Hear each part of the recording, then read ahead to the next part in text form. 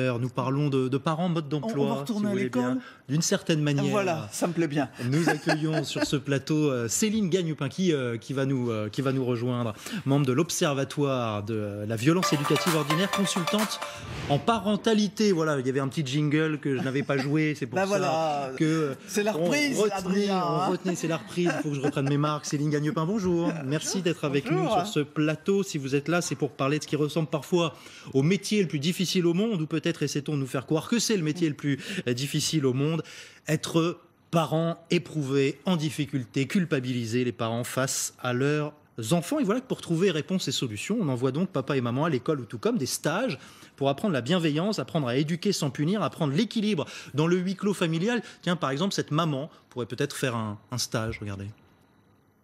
J'ai dit quelque chose une fois. À 2.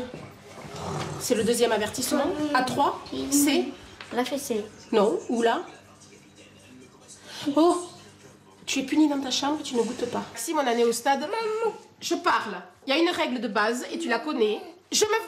Quand je parle, tu arrêtes de couper la parole. On est d'accord? Tu es pas d'accord? Mais va dans ta chambre. Céline Gagnepin, vous animez des ateliers pour des parents qui peuvent être dépassés. Cette maman, par exemple, elle aurait sa place dans vos ateliers? Absolument. En Pourquoi? tout cas, si elle le souhaite. On prend toutes les mains tendues et pour l'aider à vivre sereinement et plus agréablement sa vie de famille. Parce que là, visiblement, elle vit une situation qui n'est ni facile pour elle, ni pour ses enfants. Qu'est-ce qui dérape en ce moment dans notre société? Qu'est-ce qui fait que les parents se sentent démunis? Parce que, voilà, c'est nouveau ou ça a toujours existé ou... Qu'est-ce qui se passe? Ce qui est sûr, c'est que les stages de parentalité, ça c'est un peu nouveau. Ça fait peut-être une vingtaine d'années quand même que ça existe. Il y a eu des pionnières sur la parentalité sur l'école positive. Des parents. Oui, on connaît Isabelle Filiosa, Catherine Dumonteil-Crémer, qui sont les deux pionnières. Donc ça n'est pas nouveau. Je pense que tous les parents ont été un jour démunis. Enfin, c'est quand même quelque chose de très difficile de devenir parent. Sauf qu'avant, on était peut-être plus entourés par notre famille. Aujourd'hui, les familles sont beaucoup plus éclatées. Donc, ça devient difficile. Et puis, un enfant, ça touche notre vulnérabilité. Et du coup, ça nous pousse toujours à aller voir qu'est-ce qui nous touche pour qu'on surréagisse à une réaction finalement On surinvestit aussi dans nos enfants. Est-ce qu'on peut surinvestir avec un enfant? Je ne sais pas. Oui, on peut surinvestir. Peut-être pour une raison précise. Ce qui a changé, c'est que globalement, tous les enfants qui viennent au monde dans les pays occidentaux aujourd'hui sont des enfants désirés. Planifié même presque. C'est-à-dire, en tout cas, un couple a décidé d'avoir un enfant. Ce qui n'était pas le cas avant. L'enfant arrivait et il était la conséquence naturelle du couple et de la relation amoureuse. Eh bien, le fait de l'avoir décidé donne une responsabilité qui fragilise énormément, qui fait que si l'enfant est malheureux, l'adulte qui a choisi de le mettre au monde est celui qui est responsable de ce malheur. C'est beaucoup plus compliqué, du coup, d'assumer le rôle éducatif, qui est un rôle fondamental puisqu'il consiste à savoir dire non. C'est-à-dire, à un moment donné, à limiter la toute-puissance. À savoir dire oui aussi. On part du postulat de dire non, mais c'est beaucoup plus facile de dire oui. De dire oui, non. Les parents. Non, c'est très compliqué finalement de dire oui, parce que quand on entend des parents avec leurs enfants, le mot qu'on entend le plus souvent, c'est non, fais pas ci, fais pas ça. Et du coup, je pense que dire oui, c'est aussi un challenge. Vous leur apprenez à dire oui dans vos stages. J'aimerais comprendre comment ça se passe. Je suis un papa ou une maman, j'ai tendance à donner des fessées à mes enfants. Moi, c'est plutôt une grand-maman, donc je suis garé maintenant. J'ai tendance à donner... vous pouvez peut-être des stages pour les grands-parents. Vous avez un rôle important. Vous avez un rôle important. On a tendance à donner des fessées un peu trop facilement, peut-être. Si on leur manque à ces petits-là, c'est une bonne guerre, vous voyez, d'accord. J'ai tendance à donner des fessées à mes enfants. Je viens vous voir et vous me dites c'est mal de donner des fessées à vos enfants? Non, déjà je vous accueille. Oui. Et je vous dis bravo. Et je vous paye en même temps, donc vous m'accueillez. Ça dépend d'où vous venez. D'accord. Ça dépend d'où vous venez. Si vous passez par une association, ce sera gratuit. Si vous êtes venu en privé, ce sera peut-être payant. Si vous êtes un professionnel, ce sera aussi payant. Enfin, ça dépend par quel biais vous arrivez. Mais en tout cas, d'abord, je vous accueille et je vous dis bravo de vous prendre en main.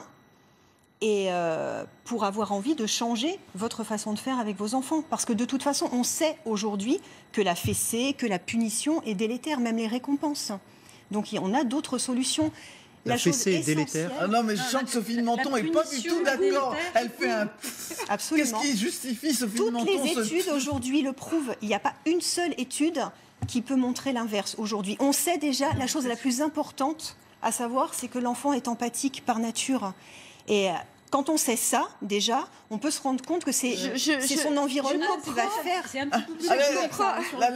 la parole est à Sophie de Menton. Qui a écrit des livres, je vous avez comprends. écrit 2 livres sur les enfants. J'ai une collection chez Et on les Gallimard qui est Le Monde d'aujourd'hui raconté aux enfants, mais qui est justement, j'ai écrit ça avec ma fille pour leur expliquer tout ce qu'ils voyaient à la télé et qu'on ne leur expliquait jamais.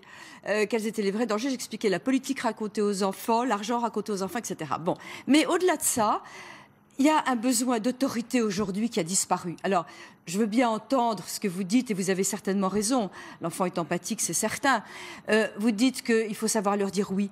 Je trouve ça hallucinant. Je lisais dans Le Parisien l'autre jour une interview d'une mère qui disait « Oh là là, il joue avec mon portable à 4 ans et son petit cousin qui en a 7 en a un. Je ne sais pas comment je vais pouvoir attendre pour lui en acheter un. » Je veux dire, je trouve ça hallucinant. Les enfants ont Oui, un mais pouvoir alors là, extraordinaire. Il y a peut-être un mot qui s'appelle la connerie, là, quand même. Oui, en plus. Les parents ont besoin d'être aimés. Ils ont peur de plus être aimés de leurs enfants. C'est hallucinant. Et c'est parce que aussi, les mères travaillent, les pères sont absents, ils ont beaucoup moins de moments avec eux. Ils n'ont plus vraiment de repas ensemble. Les enfants se tiennent horriblement mal à table.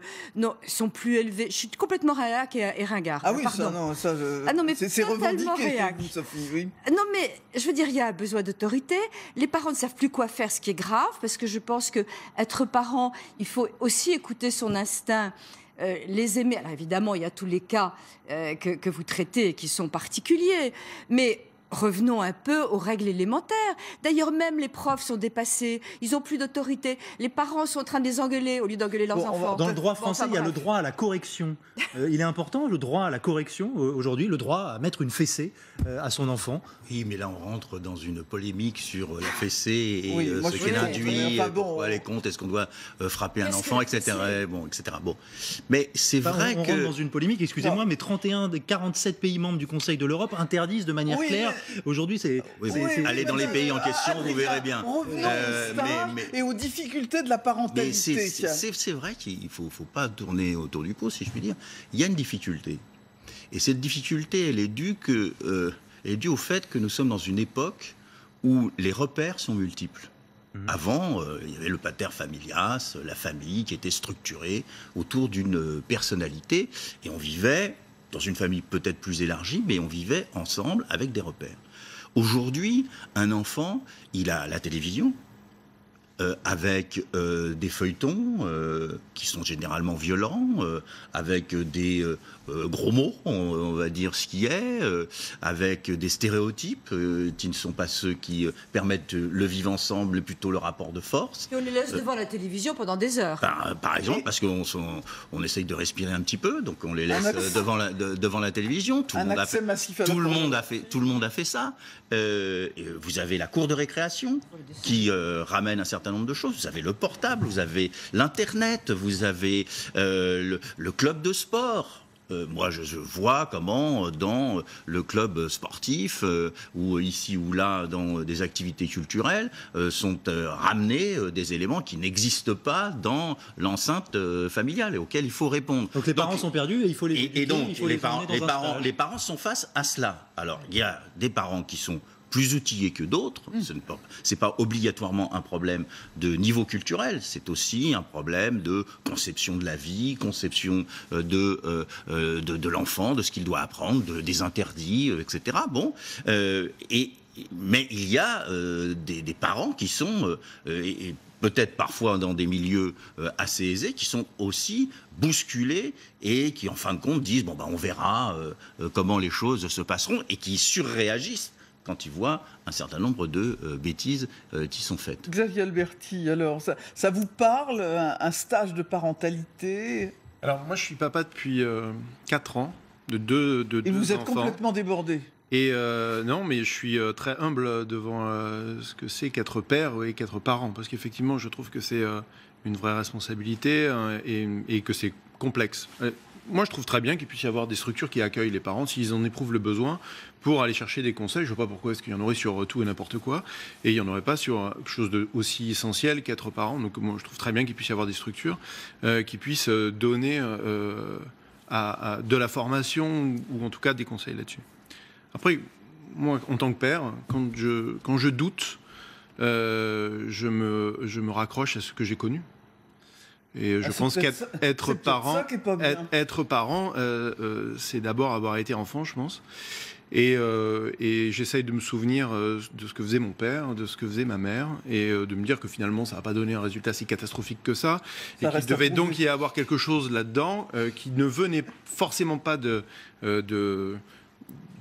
la science ni des neurosciences, qui venaient de la façon dont eux-mêmes avaient été élevés par leurs parents. Vos enfants, vous doutez sur quoi? Non, je doute pas d'eux, je doute de moi. Non, mais je doute de mes choix, bien sûr. mais de tout, de la façon dont, de l'orientation qu'on leur donne, de la façon d'effectivement, est-ce qu'il faut c'est inquiétant que vous doutiez sur tout. Parce non, que moi, On va pas faire la thérapie de Xavier Alberti. Il y a un auteur que j'aime beaucoup qui s'appelle Raymond Aron qui parlait de l'esprit fécond du doute. Moi, je pense qu'on avance beaucoup plus quand on doute que quand on est sûr de soi. Le doute vient peut-être des injonctions contradictoires. Alors, et c'est pour ça que on montre à l'écran la une de Libération d'hier parlant donc de cette question de la parentalité positive. Et moi, j'ai été extrêmement frappée de lire dedans. Donc la citation d'une éducatrice, ce n'est pas une citation de vous, mais une autre, qui explique que c'est un problème, enfin qu'il ne faudrait pas que les enfants aient à répondre en permanence et à accepter les injonctions arbitraires des parents. Donc, en gros, on est en train d'expliquer que c'est une oppression qu'on demande à l'enfant d'obéir à ses parents. Oui, je pense que ça risque de poser quelques petits problèmes d'éducation, parce que l'éducation, c'est pas seulement... D'ailleurs, l'édito de Libé est excellent là-dessus, puisqu'il dit l'éducation n'a pas à être bienveillante ou malveillante. Elle a à transmettre des valeurs d'un côté, des limites de l'autre. Céline Gagnepin. Moi, je pense que c'est un petit peu simpliste. Je pense que c'est extrêmement exigeant d'être parent. Ah oui, ça bien sûr. C'est très facile de donner une fessée ou une punition. En revanche, éduquer avec bienveillance et empathie un enfant, c'est extrêmement exigeant. Je me permets de revenir, vous parliez du droit de correction tout à l'heure. Je pense que ça n'est pas un sujet mineur, le droit de correction, puisque les droits de l'homme font que nous avons tous des droits à ne pas être violentés, à vivre en paix et en sécurité, sauf l'enfant qui, lui, subit un droit de correction. La correction, c'est pas forcément une correction physique. Corriger, ça veut dire aussi remettre dans le droit chemin des valeurs. Ça n'est pas ce que signifie le droit de correction. Voilà, c'est un droit coutumier. On a peut-être dérivé, transformé le droit. Il y a 85% des parents qui disent donner une petite fessée, un pincé, vous voyez, une gifle, ou parfois plus. Pareil. Attention, une fessée et un pincement, c'est pas la même chose. Absolument. Le pincement, c'est profondément malsain dans la. Il y a la tape. Mais moi, je ne comprends pas la différence, moi. C'est bien. À partir, oui, c'est effectivement un problème entre nous. En tout cas, je ne vois pas quelle est la différence. À partir du moment où l'intentionnalité est de faire mal pour obtenir soit un changement de comportement, soit justement une adhésion aux valeurs, je trouve ça bien dommage, alors que l'on sait que l'on peut faire autrement. Enfin, moi, si j'ai envie de faire passer un message à mon compagnon, à mon patron, je vais essayer de trouver des mots, quelque chose pour faire qu'il va changer soit d'opinion, soit qu'il va me comprendre. Je pense que la première chose déjà, c'est d'être compris et accepté. C'est ce dont l'enfant a besoin. Et ensuite... On sait qu'on peut faire autrement, mais on sait aussi, Céline Gagnepin, qu'on peut faire ce qu'on veut, bien sûr, dans la limite du droit. Et est-ce que c'est pas faire ce qu'on veut ? Vous voulez dire on peut faire ce qu'on veut avec nos enfants ? Chez soi, dans la limite du droit, j'imagine qu'on peut faire ce qu'on veut. Non, on fait pas ce qu'on veut. Non, j'espère que dans la limite du droit, vous faites pas ce que vous voulez avec vos enfants. Vous dites des horreurs, là. Je ne comprends pas. On fait pas ce qu'on veut. Dans la limite du droit. On est raccord avec Jean-Christophe Cavalier. On ne peut pas éduquer nos enfants comme on veut. Il le veut. Pour revenir, c'est que quand on fait quelque chose vis-à-vis de son enfant, c'est qu'on le veut. Je veux dire, c'est pas absurde. Oui, mais enfin, on ne le veut pas toujours. Justement, alors ça c'est très intéressant, c'est qu'on ne fait pas toujours ce que l'on veut avec nos enfants parce qu'on est aussi, on réagit avec des automatismes. On a vécu 20 ans avec nos parents qui nous ont qui ont fait qu'on a mis en place des stratégies, parfois même des stratégies de survie, parce que justement, on a vécu une oppression quand on était petit, et du coup, lorsque l'on est adulte, c'est ces automatismes qui viennent en premier. Donc même si on a pris conscience de certaines choses, ces automatismes sont là. Et les stages en parentalité, justement, aident à ça. Qu'est-ce qui se passe dans ces stages de parentalité? Ça se passe comment concrètement? Alors, il se passe plein de choses. Dans les nôtres, moi je fais partie du réseau Parentalité Créative, mais il y a d'autres réseaux qui existent. On demande déjà un engagement aux parents. Ils viennent sur 8 séances. Et petit à petit, on a un fil rouge. Le fil rouge, c'est l'écoute et la confiance de l'enfant. Et ensuite, il y a des thématiques qui sont mises en place. Chaque groupe est différent puisqu'on va travailler sur les besoins. Ça se passe en groupe, ça se passe pas en couple ou avec un parent. On peut le faire. Mais là, en tout cas, ce qui était évoqué dans Libération, c'était les stages en groupe. C'est Super Nanny évolué. J'espère que je suis exactement l'opposé de Super Nanny. Vachement bien, Super Nanny. Oui, mais ça veut peut-être dire quelque chose. Absolument. Voilà, il y a deux choses qui me gênent dans ce que vous dites. C'est d'abord le fait que vous prenez comme exemple et vous généralisez à partir d'enfants maltraités. Vous parliez d'oppression qu'on a vécue. Vous parliez d'oppression vécue dans l'enfance et qui aboutit. Pardon, mais on n'a pas tous vécu une oppression.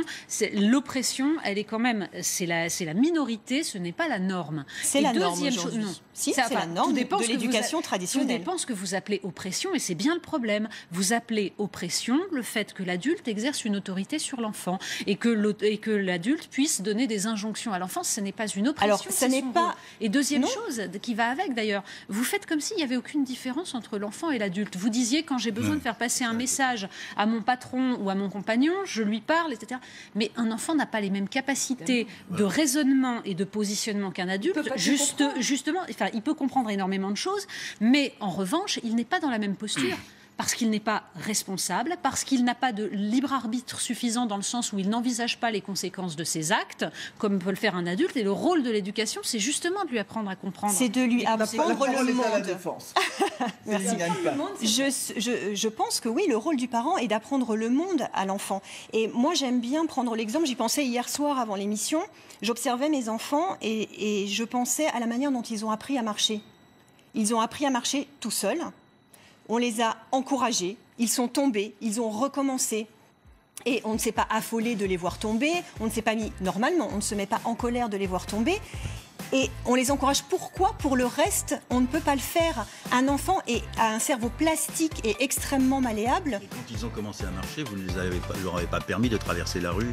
Mais justement, là, c'était notre responsabilité. Donc voilà, tout est là. On va se lever pour aller cogner le gamin d'à côté pour lui prendre son jouet. Un tweet pour terminer d'un de nos téléspectateurs de La République, Elsie, qui écrit « Allô Freud, t'es où ?»